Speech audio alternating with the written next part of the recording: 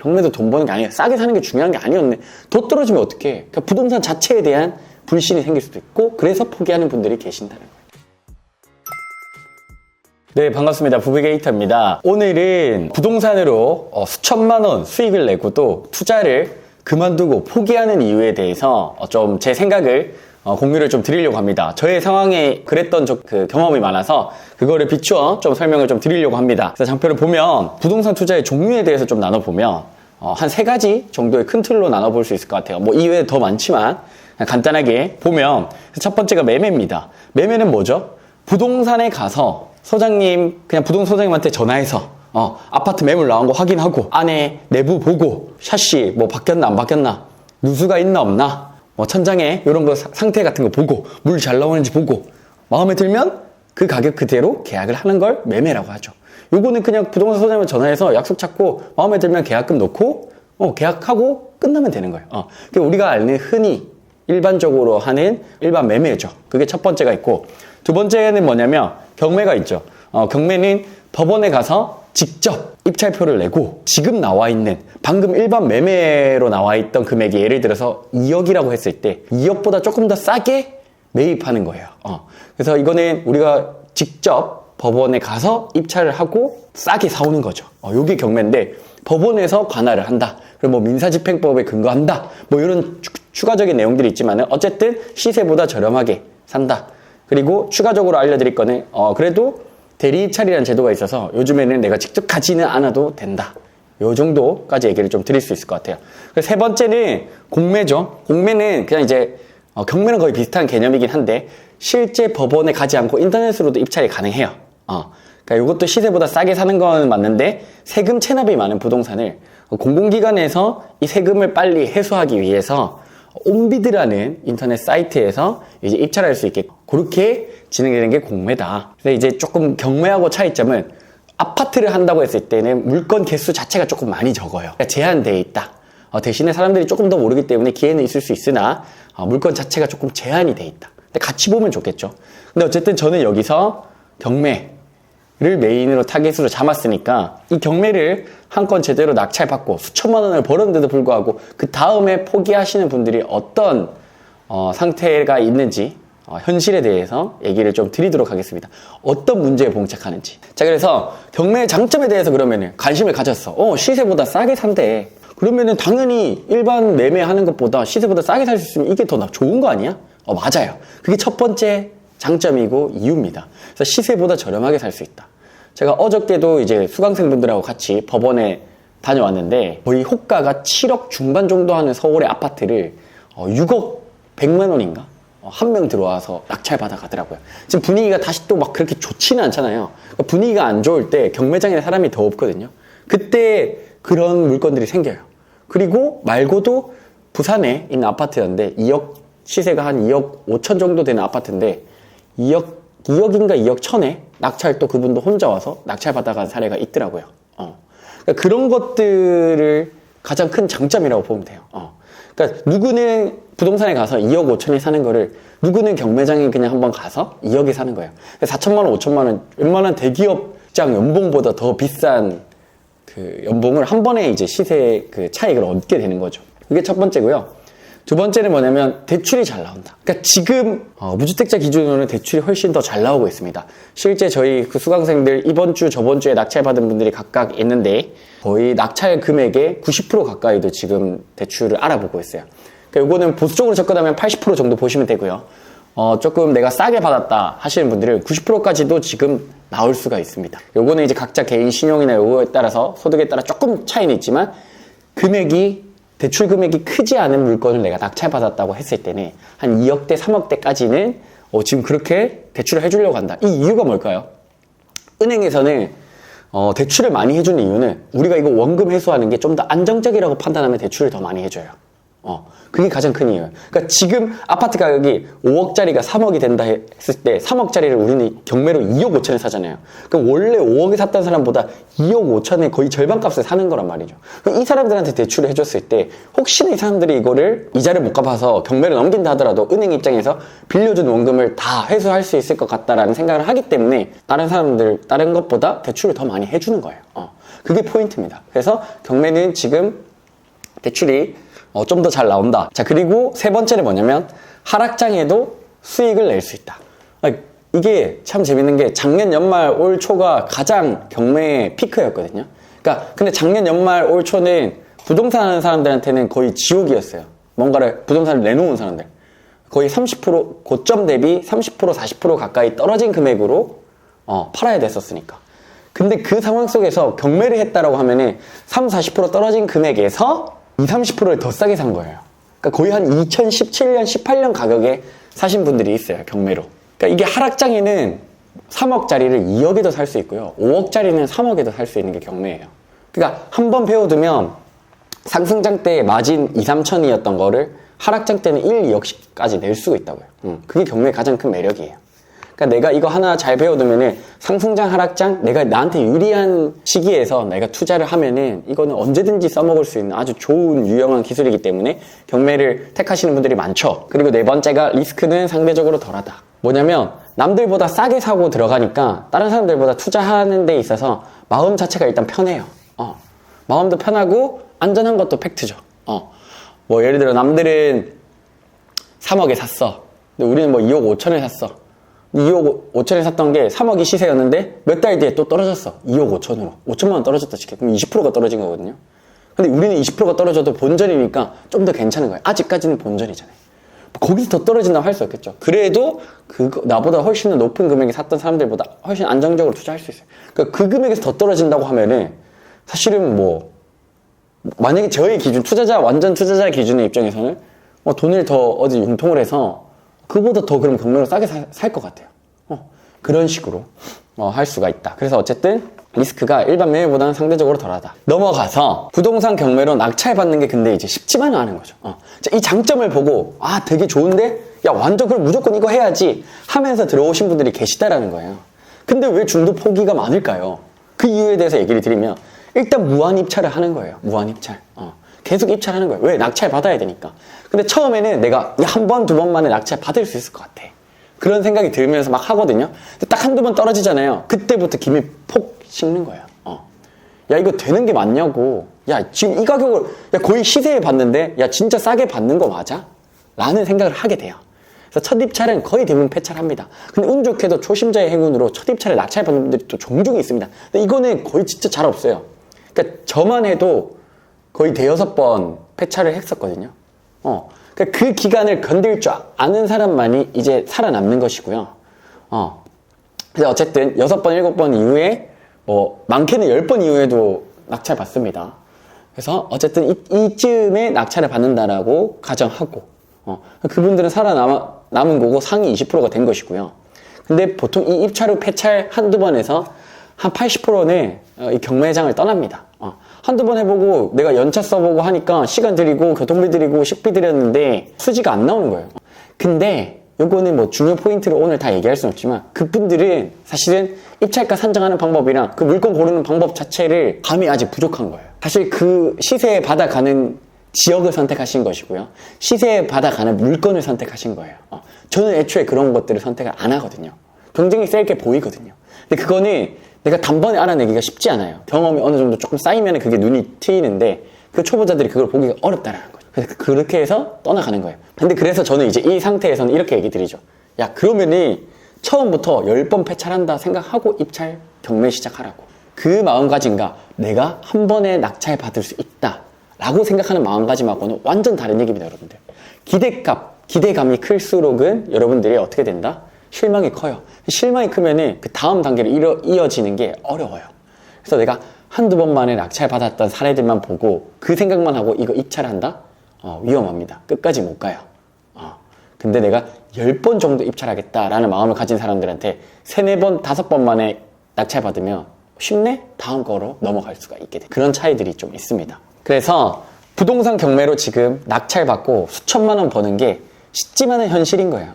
그래서 그 4가지가 뭐냐면 첫 번째가 일단 낙찰까지가 쉽지가 않은 겁니다. 방금 아까 얘기 드린 대로 낙찰까지가 쉽지 않아요.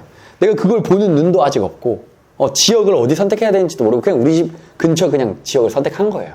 그러니까 경매를 이제 입문을 하신 분들은 그렇게밖에 이제 사고가 안 되니까 10번, 20번 멘탈 좋은 분들 10번, 20번까지도 가는 거예요. 근데 그래도 폐찰해요. 폐찰할 물건들만 입찰을 하기 때문에 그렇습니다. 제가 봤을 때는 그래요. 어쨌든 낙찰까지가 쉽지만은 않다. 근데 이게 맞긴 해요. 낙찰까지가 쉽진 않습니다. 그래서 이거를 내가 생각을 하고 들어가자. 두 번째는 뭐냐면 낙찰 받더라도 그 이하로 가격이 떨어지는 경우. 그러니까 내가 낙찰 받았어. 지금 한 2억짜리를 낙찰 받아서 2억짜리 시세를 1억 7천에 낙찰 받아 3천만 원 싸게 받았어. 앞에 얘기한 대로 지역 선정을 잘못한 거예요. 이미 고점에 올라가고 있는 지역을 선정했더니 나는 2년 뒤에 팔려고 기다리려고 했는데 1년이 채 지나지 않은 시점에서 가격이 더 떨어진 거예요. 1억 7천이 아니고 한 1억 5천까지 떨어진 거예요. 그거 내가 지역 선정 처음부터 제대로 하지 않은 것이겠죠. 물론 그거를 100% 다 맞출 수는 없습니다. 없지만 최대한 올라갈 확률이 높은 곳을 선택하는 거는 맞거든요. 그렇게 됐을 때 어쨌든 낙찰 받고도 내가 수천만 원 벌었다고 생각했는데 알고 보니까 결과론적으로는 내가 팔 시점에 갔을 때는 내가 산 금액보다 더 떨어졌을 거예요. 그러니까 이거는 경매로 낙찰 받고도 불신과 회의감이 드는 거예요. 야, 싸게 산다고 해서 싸게 샀는데도 이거보다 더 떨어졌네? 이런 분들은 어떻게 돼요? 근데 다행인 거는 두 가지로 나뉘어요. 그때 깨닫고 내가 지역까지 같이 공부해야 되는 거를 깨닫거나 아니야, 경매도 아니었네. 경매도 돈 버는 게 아니야. 싸게 사는 게 중요한 게 아니었네. 더 떨어지면 어떡해. 그러니까 부동산 자체에 대한 불신이 생길 수도 있고 그래서 포기하는 분들이 계신다는 거예요. 그렇게 이제 갈립니다. 그러고 나서 세 번째가 뭐냐면 명도를 하는 게 힘들었다. 뭐 한 1000명 중에 한 명 꼴로 나오는 그런 명도를 해보신 거예요. 그러니까 진짜 강제 집행까지 간 거죠. 물론 여기에 있어서 스킬을 제대로 배우신 분들이 강제 집행을 아파트에서는 강제 집행이 웬만하면 제가 안 된다고 얘기 드렸잖아요. 근데 이제 뭐 이거를 어떻게 처리를 하셨는지는 모르겠지만 감정적으로 그 세입자하고 대한 거예요. 그래서 뭐 욕설이 오가거나 이성이 잃은 대화들을 오간 거죠. 그래서 그 세입자도 그 점유자도 이사비를 받지 않겠다.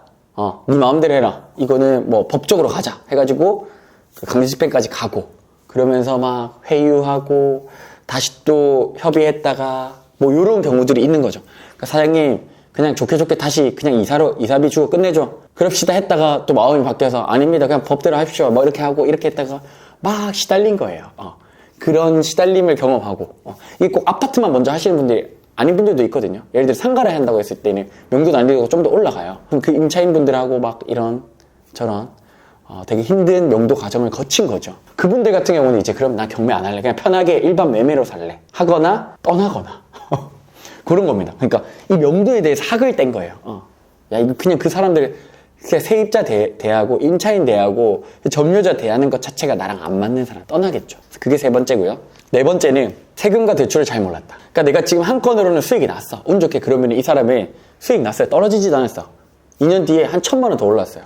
2억짜리가 2억 1000이 됐고 난 1억 7천에 샀어요. 한 4천만 원 벌었잖아요. 근데 이제 그 다음 단계를 가야 되잖아요. 그러니까 여기서 더 벌려면, 여기서 포기하지 않고 더 나아가려면. 근데 그 다음 단계를 모르는 거예요. 세금도 마찬가지고요.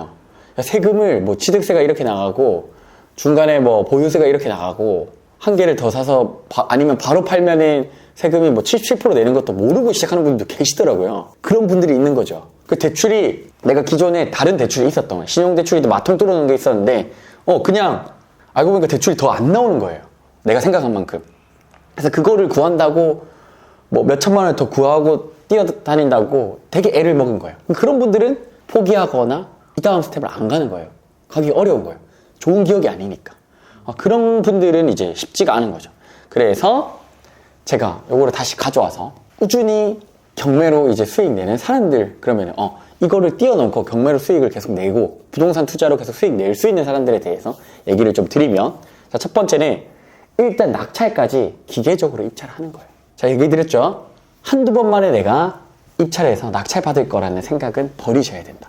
애초에 처음부터 내가 서울 사람이고 수도권 사람이더라도 지방까지 간다라고 생각을 하고, 그거 갔더라도 10번 정도 떨어진다라고 생각을 하고 처음부터 가자라는 거예요.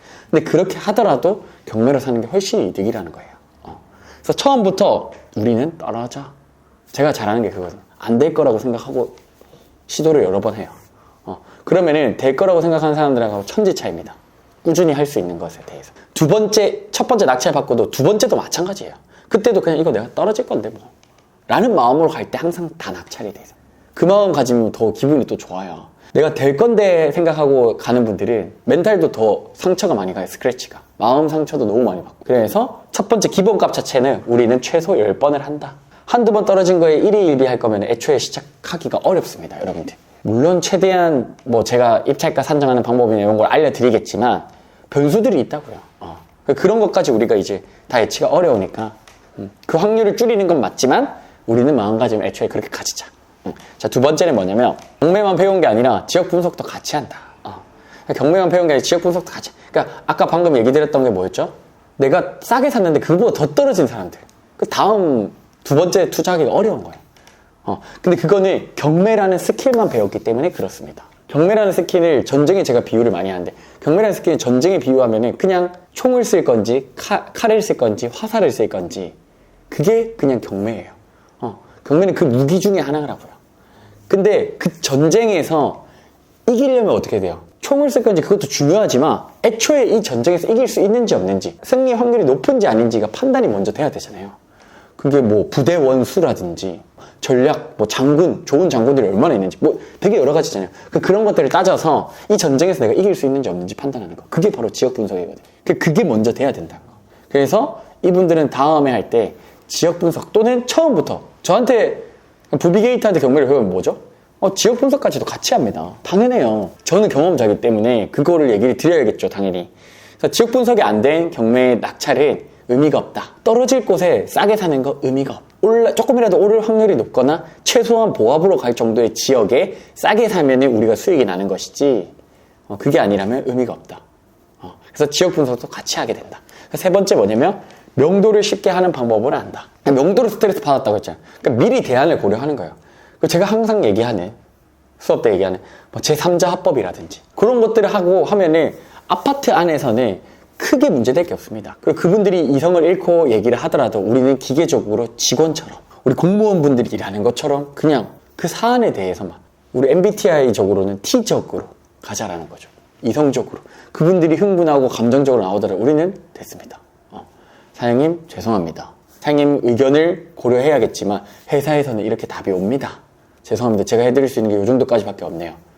사장님 마음 힘들고 화나시는 거 알겠습니다. 뭐 이런 식으로 계속 대처를 해가는 거예요. 그러니까 이런 것들 알고 모르고 차이가 엄청 크겠죠.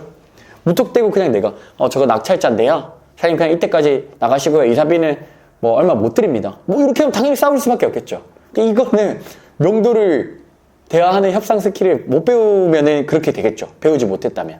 근데 배우신 분들은 그런 것들을 애초에 어떻게 해야 되겠다라고 준비가 돼 있는 거죠. 그리고 명도 난이도가 어려울 것 같으면 애초에 그거를 대안을 미리 조금 고민을 해야 됩니다. 예를 들어서 이 사람들이 아파트 관리비가 한 1년 넘게 밀려있대요. 그럼 명도가 쉽지 않겠죠. 안에 내부도 좀 더러울 것 같고. 그것들을 미리 예상하고 우리는 들어가자는 거야. 야, 이거 쉽진 않겠는데 대신에 그만큼 나는 훨씬 더 시세보다 더 싸게 사고 들어갈 거야. 그렇게 마음을 먹고 간 사람이랑 타이트하게 이사비 뭐 관리비가 그렇게 있어도 그냥 가는 사람들하고는 또 완전 다른 얘기입니다.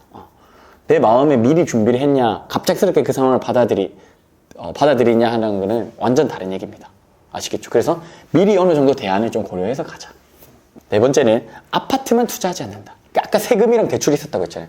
요즘 같은 경우는 내가 대출을 풀로 하면은 DSR이라고 해서 내 소득에 따라서 원금과 이자 전체 내 대출이 얼만큼 내야 되는지에 대해서 따지는 것이 있는데 어쨌든 대출이 많으면 많을수록 우리가 그 대출 받을 수 있는 한도가 줄어드는 거예요.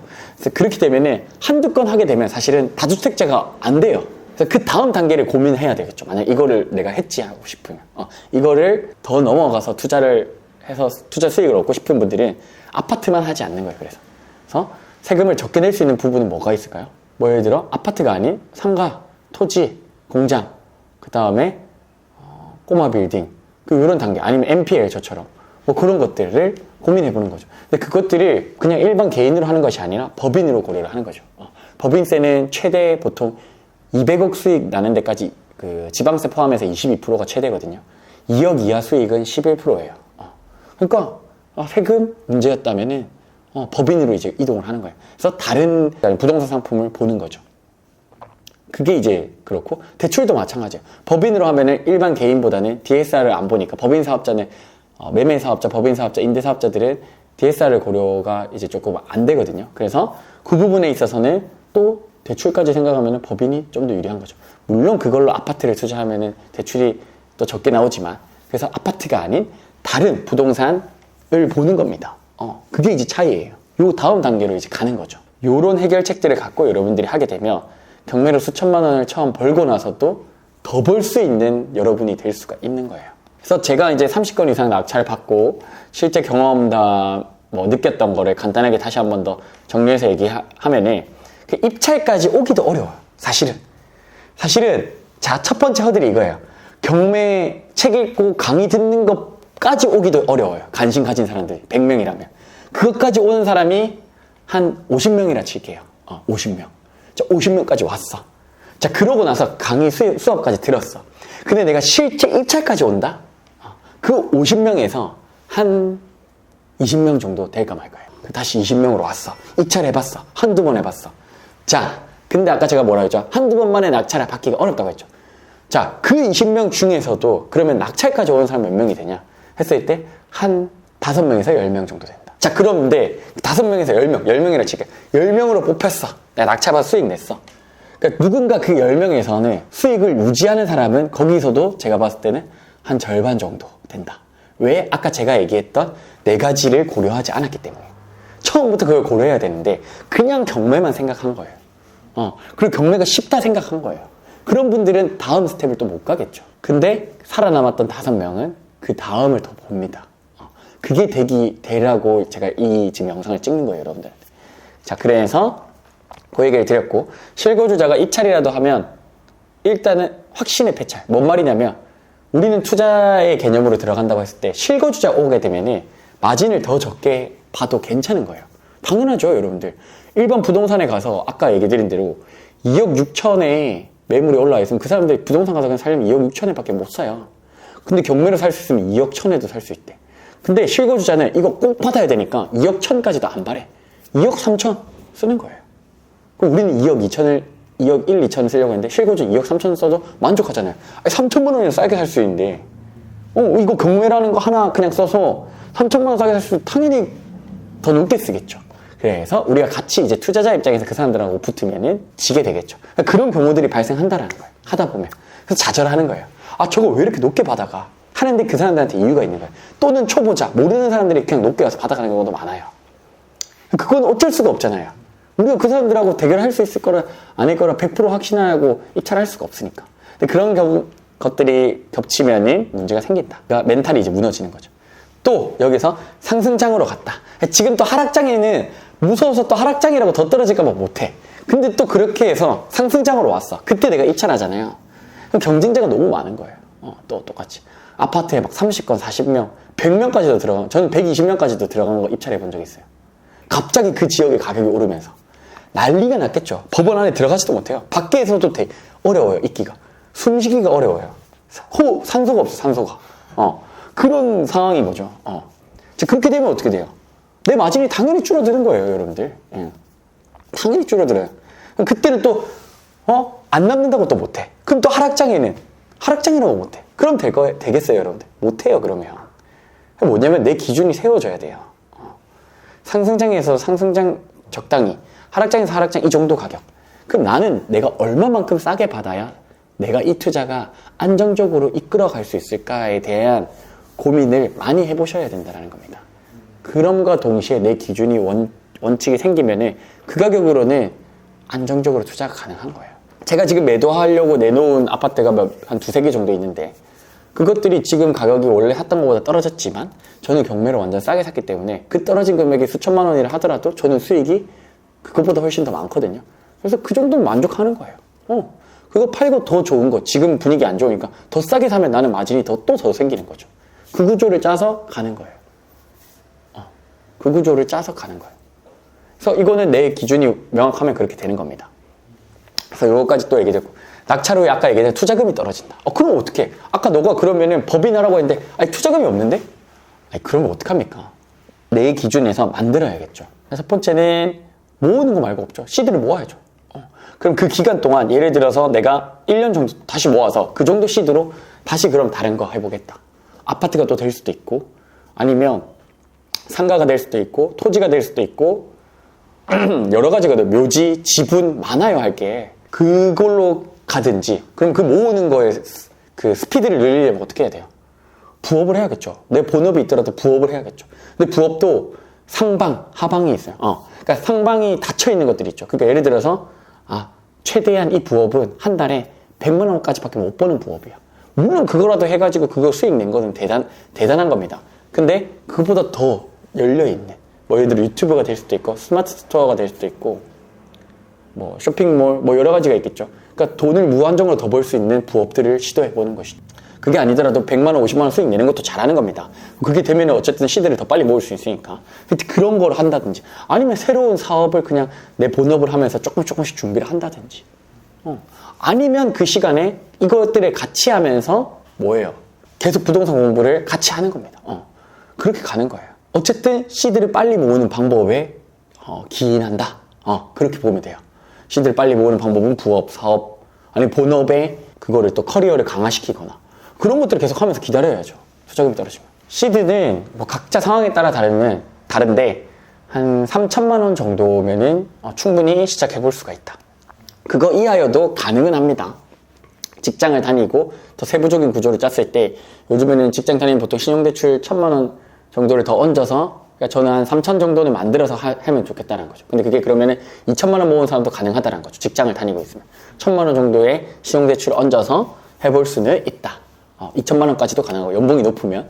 그래서 내 현금으로는 한 2천 정도 모으면은 한번 고려 시도를 해볼 수가 있는 거예요. 그 정도 얘기를 좀 드리도록 하겠습니다. 그러고 나서 대출과 세금이 해결 안 되면 다음 스텝으로 갈 수 없다는 걸 인지를 하셔야 됩니다. 이거를 풀기 위해서 아까 얘기한 대로 법인으로 가든지 뭐 매매 사업자로 가는 분들도 있고요. 임대 사업자 갈 수도 있고요. 그러니까 여러 가지 그런 루트들을 같이 고민을 해야 된다.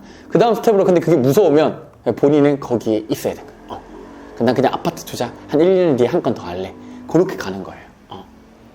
이거는 나의 속도에 맞게 가셔야 되는 겁니다. 전부 다 제가 얘기한 건 무리하게 할 필요는 없다. 그래서 결국 다음 스텝을 가려면 세금과 대출을 해결할 수 있는 방향을 찾고 첫 번째, 두 번째 법인 투자도 고려해봐야 된다. 세 번째 투자하는 부동산 종류도 변경을 하셔야 된다. 그리고 시기마다 맞는 방법으로 수익을 내야 된다. 그게 이제 경매로 따지면 특수물권, 유치권, 법정지상권 이런 것들은 왜 좋냐면 경쟁이 적어서 그래요. 경쟁이 적으면 어떻게 되죠? 마진이 높아져요. 수익이 높아져요. 그런 것들로 내가 고민을 하셔요. 그러니까 저희 수강생들 중에서도 묘지 경매로 간 분도 있고 유치권으로 가신 분들도 있어요. 한두 건 아파트를 하다 보면. 그러니까 이제 그것들을 찾아가는 거죠.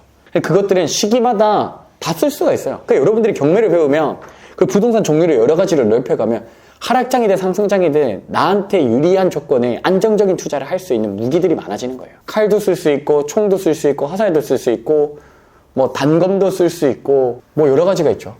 그런 것들을 내가 익혀나가면 언제든지 수익을 낼 수 있습니다, 여러분들. 그래서 이 얘기를 좀 드리고요. 자, 그럼에도 어려워 보임에도 불구하고 여러분들은 할 수 있다는 생각을 꼭 가지셨으면 좋겠습니다. 제가 했고 제가 한 대로 따라오면 여러분들도 그렇게 될 수 있어요. 자, 그러면 경매가 돈이 안 됨에도 불구하고 돈이 되는 경매는 뭐야? 사람이 너무 많음에도 불구하고 그러면 사람이 조금이나 적은 건 뭐야? 금리가 너무 비쌈에도 불구하고 그 이상의 수익을 훨씬 더 안정적으로 낼 수 있는 건 뭐야? 경기가 너무 안 좋음에도 불구하고 지금 돈을 벌고 있는 사람들은 누구야? 라는 질문을 하는 여러분들이 됐으면 좋겠어요. 그래서 가장 안전하게 자산을 불리고 내 집 마련을 하는 방법을 찾고 적용을 하면 된다. 결국 뭐다? 나만의 기준을 가지고 안정적으로 투자할 수 있는 우리가 되자 라는 걸 끝으로 오늘 영상을 마무리하고요. 그래서 여러분들도 꼭 할 수 있습니다. 처음에는 저도 1,000만 원, 2,000만 원짜리 수익 내는 아파트로 시작을 했어요. 지금 뭐 건물 투자 얘기하면 길어 보이지만 그 단계를 쪼개서 여러분들한테 어떻게 오면 된다는 걸 알려드릴 테니까 할 수 있다라는 마음을 가지신 분들은 저를 따라와 주시면 됩니다. 오늘 영상 여기서 마무리를 하도록 하겠습니다. 그리고 좋아요, 구독 눌러주시고요. 앞으로도 좋은 영상으로 찾아뵙도록 하겠습니다. 부비게이터였습니다. 감사합니다.